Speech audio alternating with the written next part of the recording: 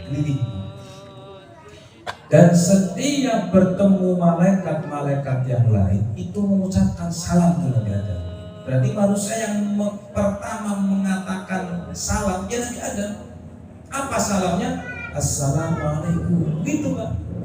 Keliling bertemu malaikat, assalamualaikum, bertemu malaikat, assalamualaikum. Selesai begitu Allah berfirman, wahai Adam, salamka salamu dzurriyyatuka. Salammu itu yang nanti akan digunakan oleh anak turunmu. Salam seperti itu, assalamualaikum. Nah, percaya enggak ini? Enggak percaya enggak apa-apa sih, enggak wajib. Itu salamnya Pak. Assalamualaikum ketemu malaikat, assalamualaikum ketemu malaikat, assalamualaikum. Kita begitu enggak ketemu teman? Assalamualaikum, salaman gitu ya. Mana bro gitu kan? Semut kita lihat kan. Setiap papasan dia itu salam kali Pak. Waalaikumsalam. Waalaikumsalam.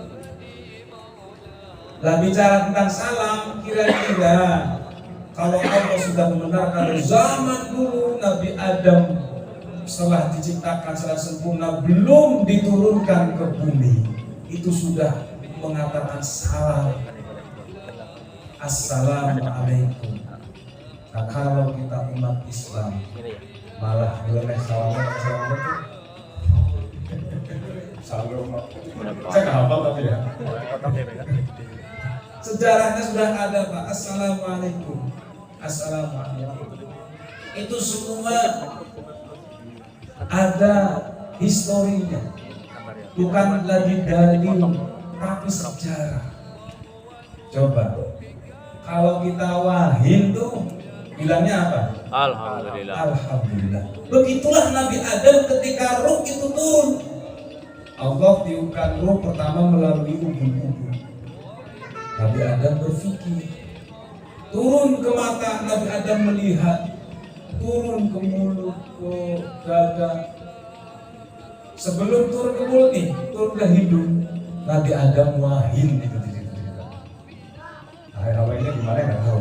Sekarang kita wahin dibikin-bikin Hashim gitu, orang ada namanya Hashim. Hakim nggak ada hakim lagi. Nabi Adam alhamdulillah. Begitu Pak. Nah malaikat yang melihat wahyinya si Nabi Adam apa? Yarhamukallah, mudah-mudahan Allah merahmati. Nah kita begitu. Kalau ada yang lain apa? Yarhamukallah. Yang wahid, alhamdulillah. Kita yang lihat wahid, yarhamukallah. Laki-laki. Kalau perempuan, yarhamukillah. Yang begitu kan? Kayak India apa aja begitu. India kan ada mirip-mirip. India kalau untuk apa namanya laki-laki beda sama gitu ya Pak, paham nggak sampai sini nih?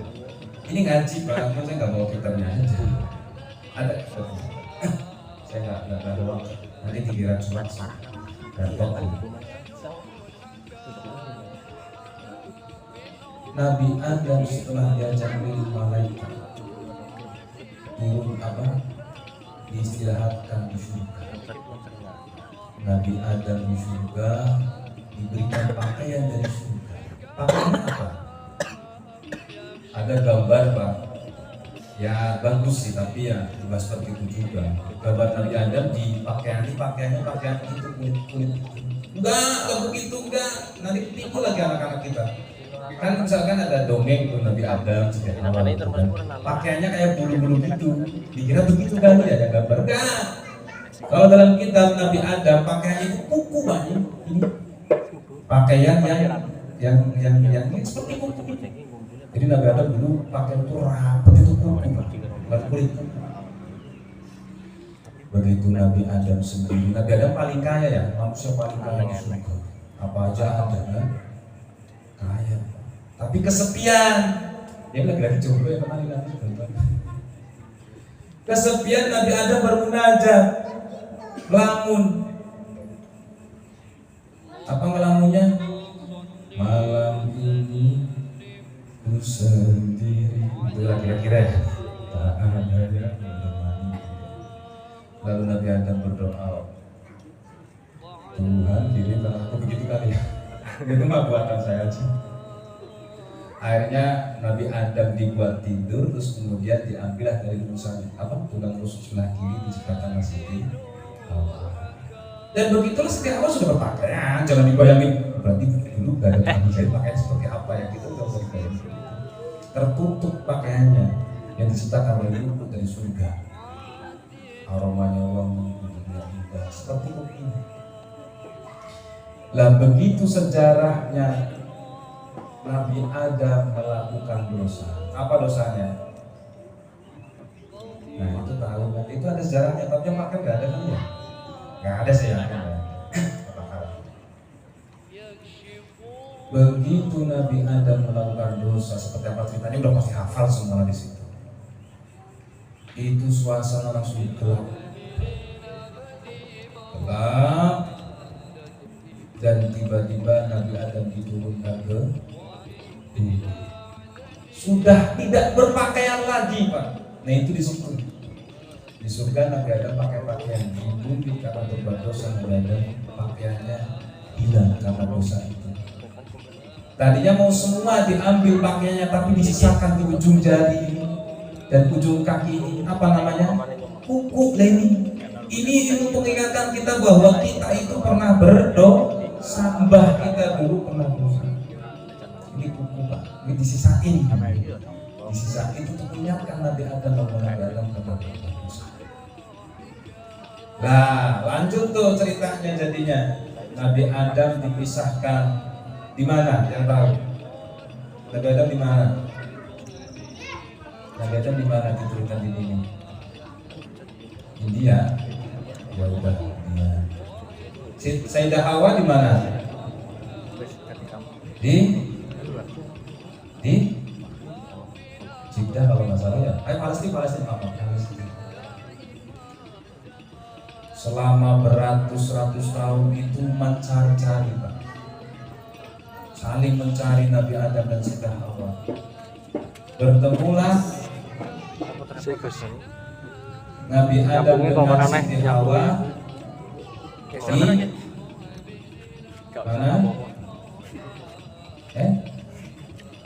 Ya Rafa. Makanya di sana ada Jeddah, ada segala macam itu begitu sejarahnya. Tapi di saat itu Nabi Adam bermunajat, ya Allah, kalau aku dipertemukan dengan istriku kembali Hawa, aku akan korbankan apapun dariku, bagian dari tubuhku pun akan aku potong. Nah ini masuknya. Itu yang kalau pertama ya, versi pertama ya. Akhirnya kan dipertemukan tuh Nabi Adam dengan Sayyidah Hawa kan, begitu bahagianya.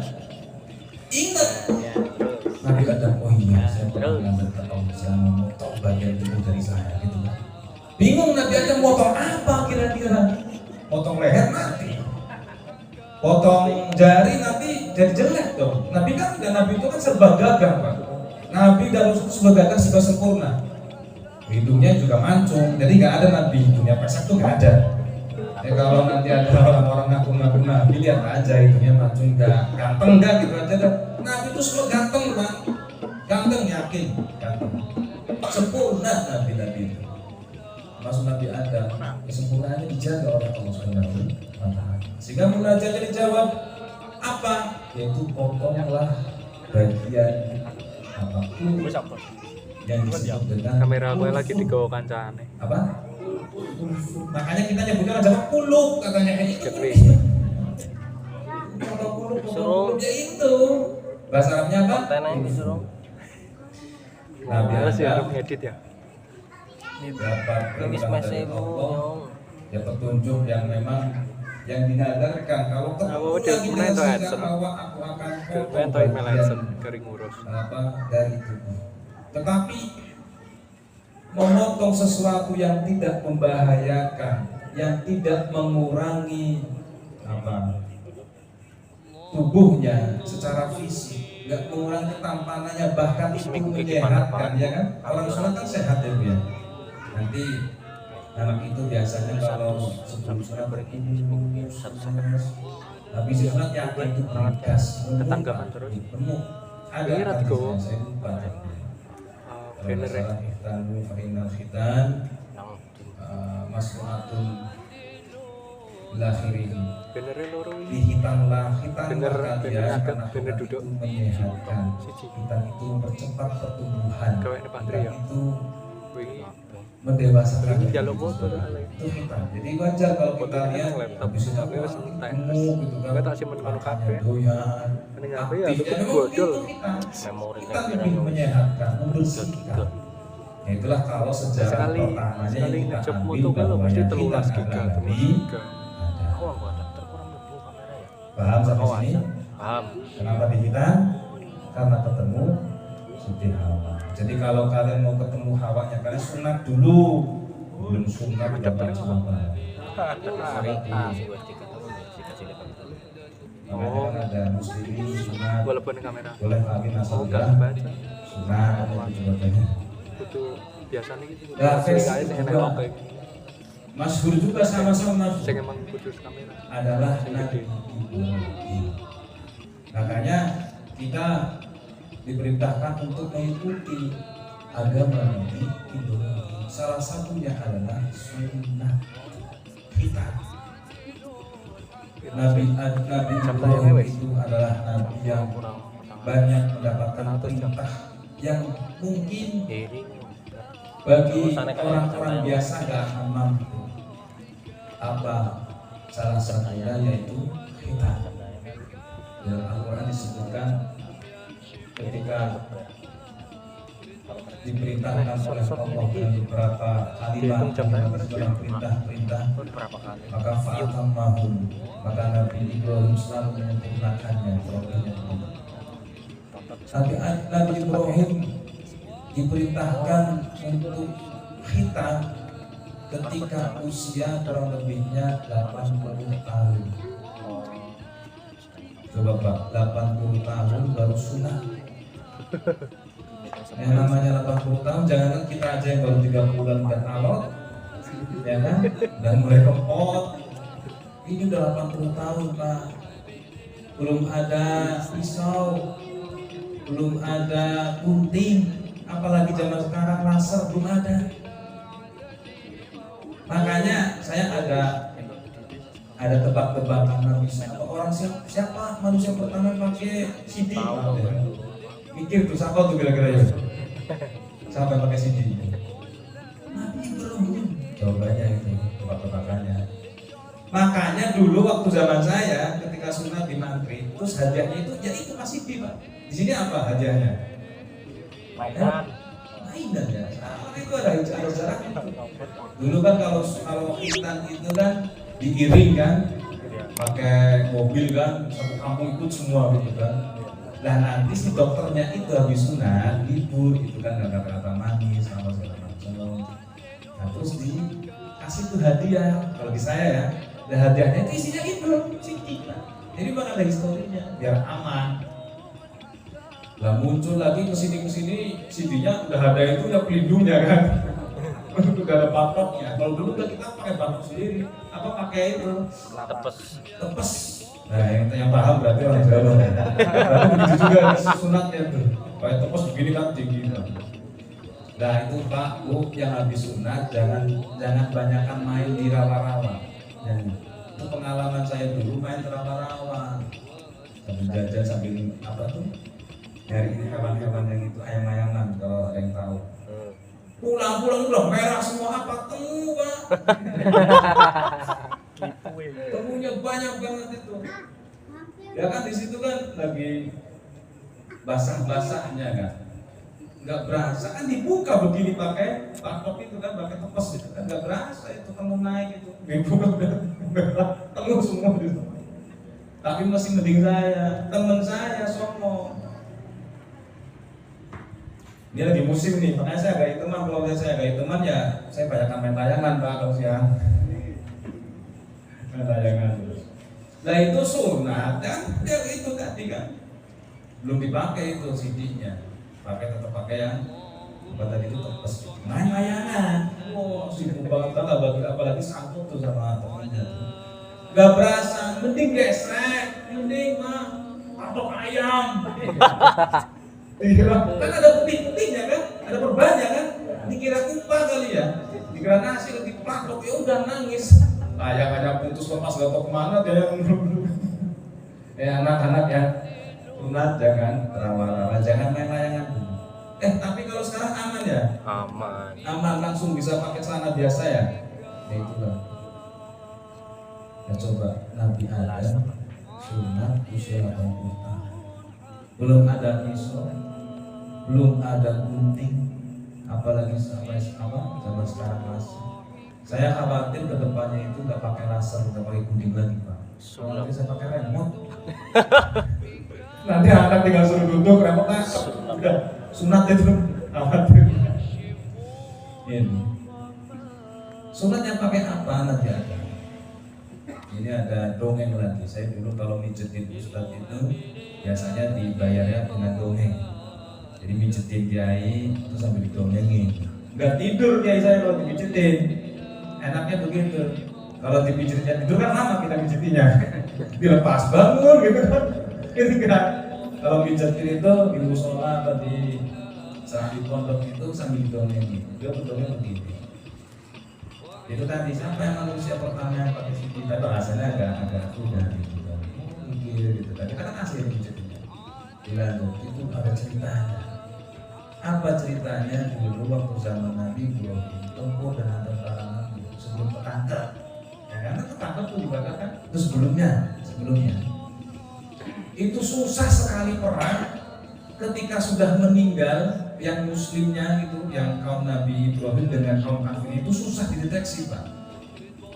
Susah. Jadi kan kita yang umat muslim lah katakanlah, itu kan kita butuh untuk dikuburkan, dimandikan gitu kan. Begitupun zaman Nabi Ibrahim. Selesai perang, korban yang belum Tuhan itu susah dicarinya, nih mana yang musuh kita, mana yang teman kita. Sama soalnya dandanannya, jubahan juga, jenggotan juga gitu kan, pedangnya juga sama.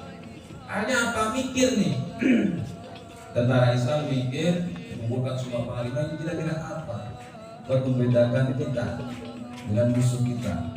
Udah besok pada pakai sorban aja perang gitu kan, pakai sorban. Nah ternyata nggak taunya itu ada mata-mata kita itu. Oh ternyata besok pakai sorban dah. Saya laporan ke pos nanti kita semua sorban gitu. Laporan tuh si mata-mata tuh, lapor bos ada apa tuh gitu kan. Mereka mau pakai sorban besok perang. Yaudah kita ikut pakai sorban gitu karena tahu dengan begitu bisa melabui dia, bisa melabui umat Islam kaum Nabi Ibrahim dengan mereka kaum kafirnya. Peranglah, selesai perang sama. Loh, sorbanan semua yang mati. Bingung lagi. Wah udah, kuburin aja semuanya diangkut. Makamin diurus. Besoknya lagi rundingan lagi, rapat lagi, kira-kira apa nih sorban udah ketahuan nih. Kita besok pakai apa ya? Kira-kira udah pakai tasbih dah, namanya begitu. Besok pakai tasbih semua kita kalau itu. Jadi kalau pas yang meninggal kita baca tasbihnya gitu, berarti teman kita gitu. Betul, ternyata sama, masih diintip juga tuh sama mata-mata. Besoknya kejadian parah lagi, sama lagi. Berbukurlah itu korban-korbannya dibuka kok tasbihan semua gitu banget. Apa gampangnya itu. Sampai itu angkut semua, urusin semua makannya. Akhirnya yang namanya Nabi ya kan dapat informasi dari malaikat, wahai Nabi, kenapa engkau tidak mengajukan saja kepada Allah? Apa kira-kira jalan keluar? Nah baru di situ Nabi Adam diperintahkan untuk sunat. Itu dongengnya ya, versi dongengnya. Akhirnya bingung mendapat perintah Nabi Ibrahim untuk sunat, bingung sunat gimana caranya. Munajat Nabi Ibrahim singkat cerita dapatlah jawaban untuk potong sebagian daging, yaitu namanya apa tadi? Suruh dipotong. Masih bingung motongnya pakai apa gitu. Akhirnya Proses pemotongannya ada yang tahu pakai apa? Dan Kampak belum ada pada pabriknya. Pedang enggak juga, gedean. Mau ngiris leher sapi. Pakai batu, Mbak. Tunjukin caranya pakai batu. Sama, diliru kita lagi, wahai kamu kita akan perang berbesok. Tapi sebenarnya kita sudah bingung prajurit apa sudah kita potong kulit kita. Caranya gimana? Nanti kita lakukan langsung gitu kan. Nah akhirnya mereka juga tahu, oh, sunat, kita sunat juga. Tapi begitu mereka praktekin, yang disunat itu mati Pak. Kenapa? Karena salah potong. Taunya diadu batu antara batu, potong aja mati. Ada nggak bisa ngikutin tuh. Mati dipotong Pak. Dia jebakan nih tahu kalau kita ngintai mata-matanya gitu kan. Ada enggak mereka? Nah, tapi yang muslim katakanlah dia sunat dengan apa? Yaitu batu ditumpangkan ke batu terus diketak pakai batu apa?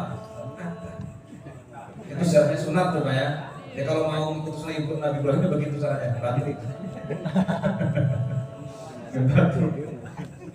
Ya kan belum tahu ilmu medis yang kesini kan belum tahu. Pakai batu. Dan begitu kaum kafir nyerah ternyata mati kalau begitu lah, gak usah kita coba, mereka juga pasti kalau begitu mati juga ya, tapi enggak. Masuk semua prajuritnya disunat, sunat sembuh, besok lagi berperang. Nah begitu perang, yang gugur bisa dibedakan. Oh ternyata orangnya selama ini menang kan gitu kan. Dari situ tuh mereka nggak terima, kemudian ya mungkin ya kalau yang sambungannya saya mau alam jelas sampai kejadian sampai lah. Hukum dari khitan itu wajib bagi laki-laki. Untuk perempuan adalah kemuliaan. Makanya suka ada yang nanya nih, emang perempuan disunat ya? Disunat apa enggak?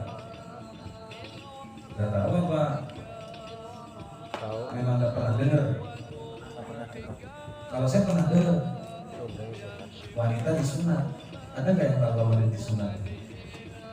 Disunat Pak, sama yang bisa kulitnya juga. Kulit yang tidak membahayakan. Tapi untuk wanita itu tidak disunahkan. Ada beberapa yang menyunahkan, tapi kalau Syafi'iyah enggak. Kalau untuk laki-laki wajib. Kenapa? Karena itu adalah toharoh. Kan ada toharoh itu ada 5, yaitu khitan yang pertama. Yang kedua apa? Potong kuku. Kedua, potong rambut ketiak. Ketiga, potong jenggot. Enggak kumis. Jenggot enggak. Toharoh yang itu. Kemudian yang selanjutnya adalah potong rambut bawah, sunah. Belum tahu ya? Sunah Mas. Dia dikira pengen tampil lebih cool apa enggak? Sunah. Gondrong, gagah. Kucir ya. Kalau untuk yang masih bujang, makro potong. Oh. Bujang, Bujang, ceng. Tapi kalau untuk istri sunnah. Kenapa alasannya? Karena yang kalau motong itu meningkatkan gairah, meningkatkan kekuatan, meningkatkan kesenangannya si istri pasti. Itu sunnah. Karena meningkatkan stamina apa segala macam. Tapi kalau untuk yang belum beristri, yang masih jomblo, itu sunnahnya mencabut. cabut. Jangan dibayangin dicabut di kuku gitu.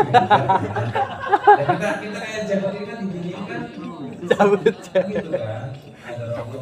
Kenapa? Karena dengan Berdarah mencabut itu semua. mengurangi syahwat. Itu. Jadi kenapa motong itu ya singkatnya kalau motong itu meningkatkan syahwat. Tapi kalau mencabut itu mengurangi. Nah, jadi kalau bapak-bapak yang berbisnis jangan banyak-banyakan nyabut Pak. Potong aja. Ya. Begitu pun dengan perempuannya. Perempuannya kalau udah bersuami ya sunnah dicukup. Kalau yang belum ya cabut. Ya karena mengurangi syahwat. Mau puasa mau nyabut kan begitu tawaran. Yang bujang-bujang.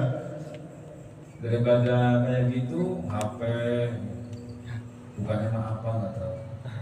Cabut. Kalau kayak pasar gitu nggak tahu Pak, pasar juga. Itu tuh.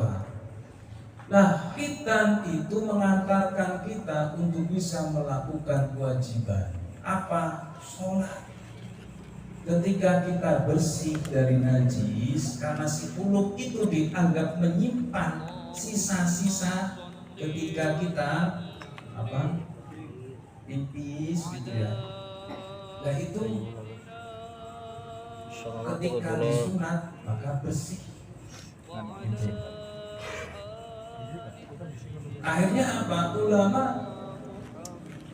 menyampaikan bahwa khitan itu ya wajib. Karena apa? Itu menyempurnakan sesuatu yang wajib. Mayutimul wajib illa bi fawat. Sesuatu yang membuat sempurnanya kewajiban maka itu adalah wajib. Sebagai pembunuh ya wajib. Nah, khitan itu juga sunnah kanjeng Nabi. Al-khitanu sunnati katakan Nabi. Khitan itu adalah sunnah.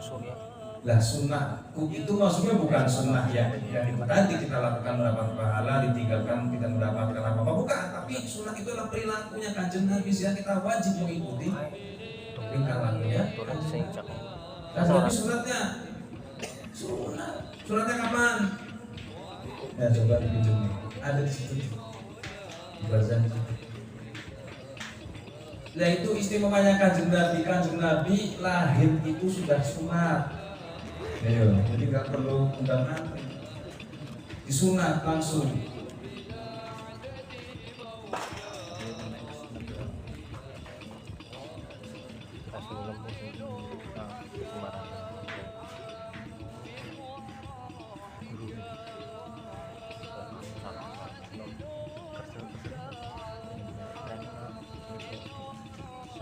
Mana ini?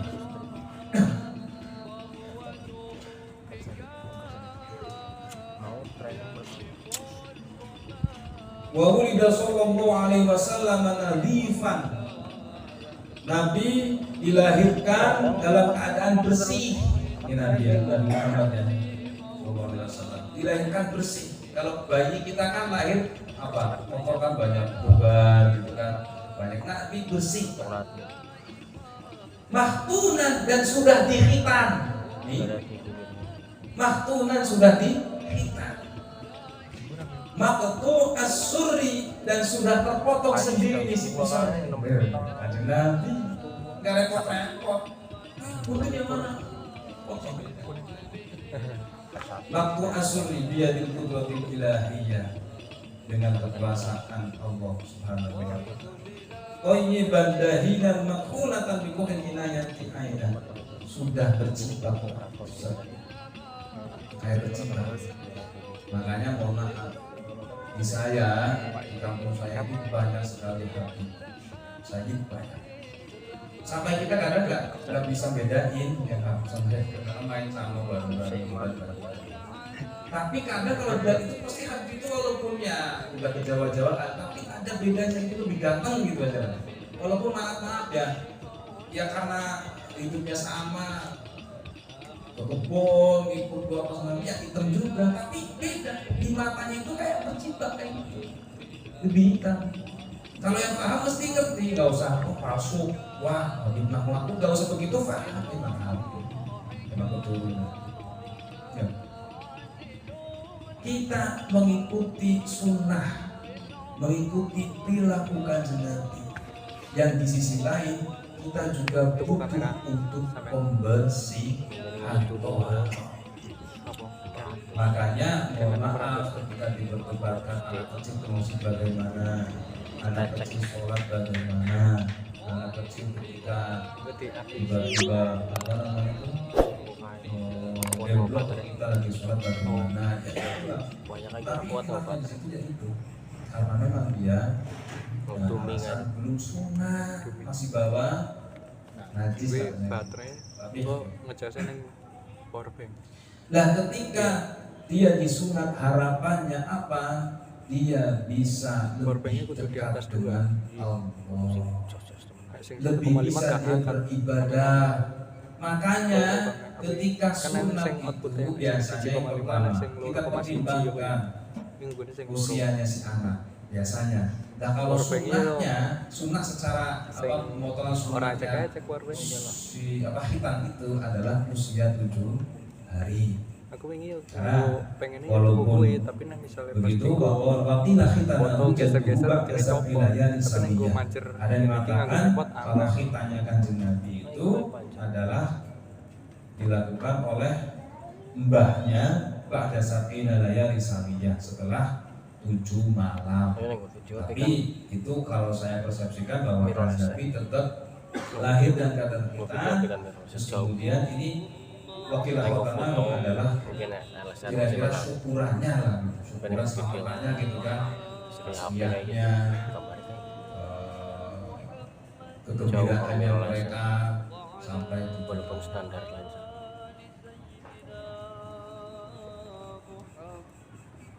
untuk mengikuti yang paling sunnah 7 hari. Makanya ada beberapa daerah yang itu begitu lahir langsung sunnah. Atau nanti tunggu ketika potong rambut dia juga sunnah. Tapi kita orang tua yang umum di Indonesia berbeda-beda kadang melihat kondisi kita. Kemudian nanti anak nih, kadang-kadang anak kan ada juga yang malah anti banget, jangan sampai sunat. Sampai saya sendiri Pak belum itu anak. Dan kelas 3 udah mau kelas 3. Kemarin naik kelas baru kelas 3. Untuk orang tua hukumnya selama usia di bawah 9 tahun lah kira-kira itu sunnah. Tapi kalau mau mengambil kesunahan yang lebih afdal ya itu tadi begitu lahir sunnah, atau nunggu nanti ketika tasmiyah, ketika tinggal sekalian sunnah, itu sunnah. Ya. Tapi kalau melihat keadaan kondisi si anak dan kitanya juga, jangan sampai usia kira-kira 10 tahun. Kalau nanti udah sekiranya 10 tahun itu menjadi wajib kita untuk segera anak itu disunat. Kenapa kok bisa gitu? Kenapa coba? Karena ketika usia 10 tahun kita wajib untuk memerintahkan anak kita sholat. Nah kalau kita sudah memerintahkan anak kita untuk sholat dan yang benar sholatnya, ya pasti wudhunya harus sudah benar. Terus nanti yang namanya najis begitu sudah tidak ada. Artinya apa? Sunat kita ya sebagai orang tua ini jangan sampai anak kita nanti bisa usia 11, 12, 13 belum sunat, dosa ya. Ini berapa tahun Pak? Mas Novel berapa tahun? 8 tahun alhamdulillah masih sunnah. Jangan sampai wajib nanti tuh. Ya kalau disetarakan SD ya kira-kira kelas 3 lah. Kelas 3 sampai kelas 5, kelas 6. Saya sendiri dulu kelas 4. Lagi lulus SD. Mas Evan SMP ya? Bibi kok. Bener ya. Memang kalau di Jawa timuran sana itu gede-gede Pak. Bahkan teman saya bener ada yang sampai SMP. Rembojo. Karena saya sendiri yang kelas 4 itu katanya kecepatan. Sunat masih kecil. Aku kelas 6 kok. Yang salah lagi paman saya. Lulus SD kan langsung mondok tuh, belum sunat. Mondoknya di Cirebon, di Cirebon kan sama tuh adatnya lahir sunat. Lahir sunat diketawain, kuluk gitu. Hanya apa di pondok ditanya kuluk. Ya itu gara-garanya belum berapa pondok belum sunat. Mana mandinya kita dikali baru sama anak-anak kampung gitu. Ketahuan dulu tadi bagi kuluk. Sampai sekarang kalau kesana masih kuluk. Belum ketemu. Nah kalau di beberapa daerah memang begitu. Karena SMP ya kadang nunggu anaknya juga. Tambah hajatannya juga gede gitu ya. Nyunatin tuh hajatannya gede. Ini nggak ada bujang tapi nggak di sini ya. Mahal loh nyunatin itu. kok nggak digunain?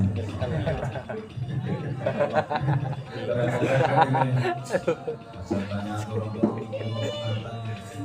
Kena terus cek.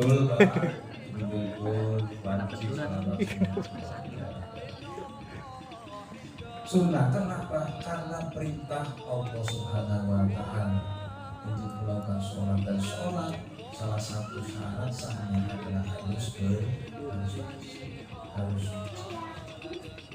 dan ketika usia 10 tahun anak bandel kita perintahkan untuk sholat gak mau, kita wajib berarti kan kita udah betul wajib undang anak itu, memastikan bahwa anak itu kita sholat, anak itu sholat.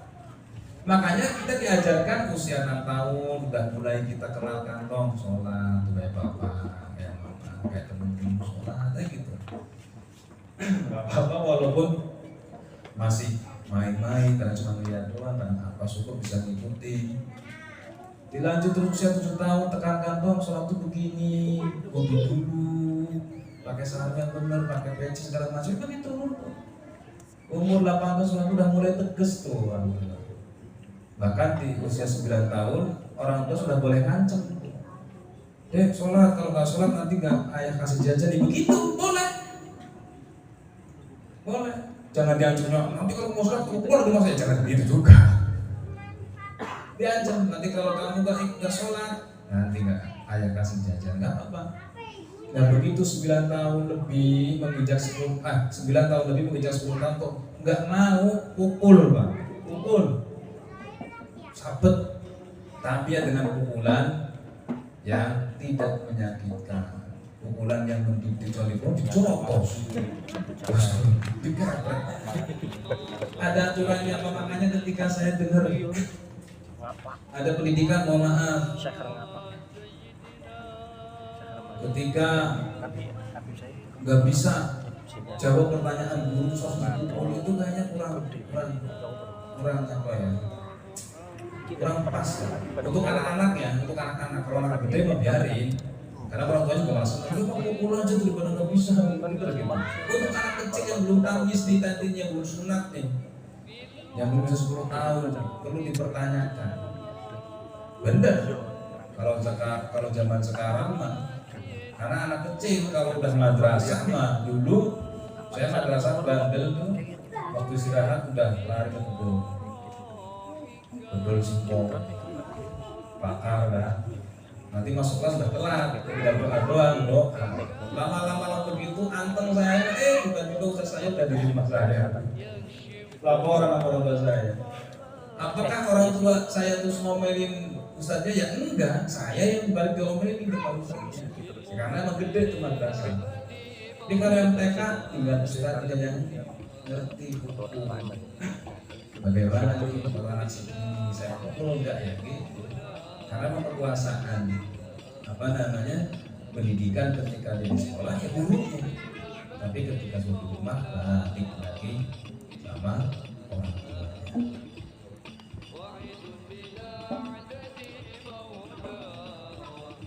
Sunat khitan juga pendidikan untuk anak kita. Setelah mengetahui dirinya sudah bersih, dirinya sudah suci, dirinya bisa melakukan sholat dengan sah, makanya banyak ketika seorang yang yang belum sunat sholat, maka sholatnya tidak sah, begitu kan? Karena apa? Ya itu tadi persepsinya bahwa najis. Tapi kalau pendidikan sifatnya kita mengajarkan, tidak apa-apa, mengajarkan sholat, mengajarkan ibadah, baca kitab, mikro, urutan dan sebagainya. Tapi dengan dia berkhitan, dia sudah suci, menjadikan pendidikan dia akan mendapatkan kesempatan untuk lebih dekat dengan Allah Subhanahu wa Ta'ala. Makanya dikatakan ketika orang melakukan kewajiban saja itu sama halnya dengan orang yang berjual beli tapi dia baru dapat modalnya saja. Nah, orang jualan, orang dagang itu di mana-mana cari modal. balik modal. Nah, kapan dia bisa mendapatkan untungnya atau batiknya orang dagang itu? Dia dari kesunahan. Nah, makanya sunat itu bahasa yang digunakan kita barangkali adalah berasal dari al-khitan sunnati, bahwa khitan itu adalah sunnahnya Kanjeng Nabi, sunnah yang wajib kita ikuti, karena di sisi kita ada sisi pembersihan, sisi kesucian, yang mana ketika kita melakukan ibadah kita harus dalam keadaan suci. Apa? Udah ada sejam belum ya? Jam saya mati ternyata.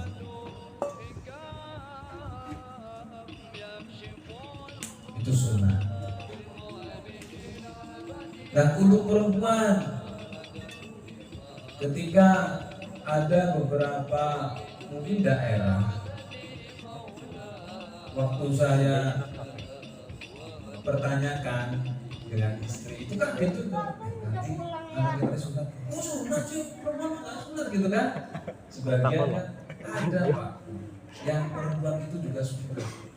Yang pernah dengar ya, perempuan disunat ya? Ya disunat ya yang dari tubuhnya.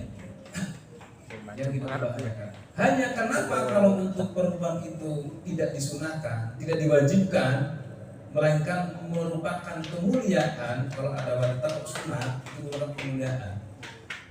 Kalau maaf,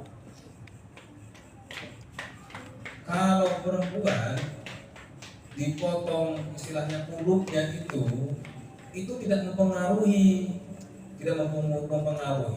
si najis itu gitu. Nah kalau si laki-laki itu pengaruh, karena ketika si laki-laki itu pipis itu kan ada sisa-sisa air kencing itu ya tersisa di mulut itu.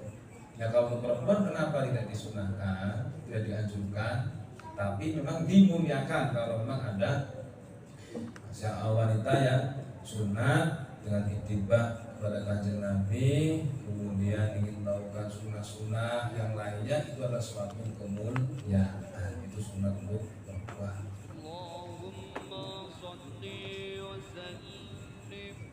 Dengan harapan setelah sunat, makanya tadi jangan sampai anak kita 10 tahun ke atas, ya 10 tahun lah ya, 10 tahun. Karena 10 tahun udah komplit, udah pinter, udah tamil, udah ngerti, udah bisa kita ajarkan Al-Quran, pengetahuannya. Apalagi anak sekarang Pak, cepet gede Pak, cepet gede. Belum apa-apa udah ngerti aplikasi, belum apa-apa udah bisa jual beli, udah bisa beli online. Tetangga saya kemarin harus bayar 450.000, nggak tahu dia belanja apa, ternyata anaknya. Saya sendiri pernah, cuman harganya masih receh, masih bisa berbayar 40.000, 30.000. Itu begitu anak-anak sekarang. Makanya sunat ini, khitan ini adalah peran untuk membentuk generasi anak-anak kita menjadi generasi yang soleh, generasi yang islami, generasi yang mengerti akan hukum bahwa sunat itu wajib gitu ya. Nanti ketika anak kita masih belum saja mau bersunat, usianya sudah mendekati 10 tahun, coba kita rayu dengan berbagai cara lah sebisa kita. Sunat wajib, dan kalau nggak sunat wajib apalah begitu. Nah mudah-mudahan itu menjadi pendidikan untuk anak kita, menjadi peran membentuk anak-anak yang bersih, yang suci. Karena anak-anak zaman sekarang adalah calon-calon pemimpin masa depan, ya. Coba sih, nanti ketika gede itu dewasa, udah naik motor, udah ngerti cewek gitu ya, kita usia berapa ya? Kita Kita ngapain? Udah gantian.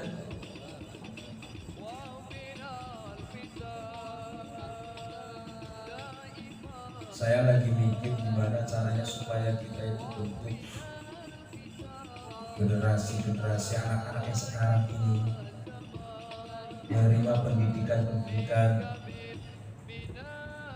Islam yang lebih lah. Syukur ada yang ke pesantren, yang bisa baca kitab, yang bisa ngaji. Untuk siapa ya? Untuk kita juga. Karena gak mungkin kita terus yang ngisi masjid, ngisi musola. Nanti ketika kita udah tua, makanya ayo persiapkan. Yang sekiranya udah lulus, ada rezeki, nyatin mau anak, udah bismillah aja. Kalau kita mungkin awalnya niatnya saya mau kerja di sini, saya investasi gitu biasanya. Orang ambil waktu yang investasi itu bahasa. Tapi kan ternyata kita hidupnya di sini juga. Pulang kampung paling 2 hari 3 hari, waktu seminggu 2 minggu. Kita lamanya di sini. Dan kita perkirakan anak kita mau gimana, mau apa? Kita di sini paling kan anak akan besar, akan dewasa di sini. Nah kalau kita tidak bentuk dari sekarang, nanti kalah sama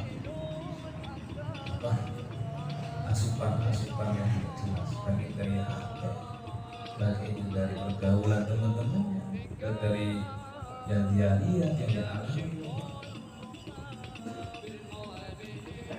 Untuk membentuk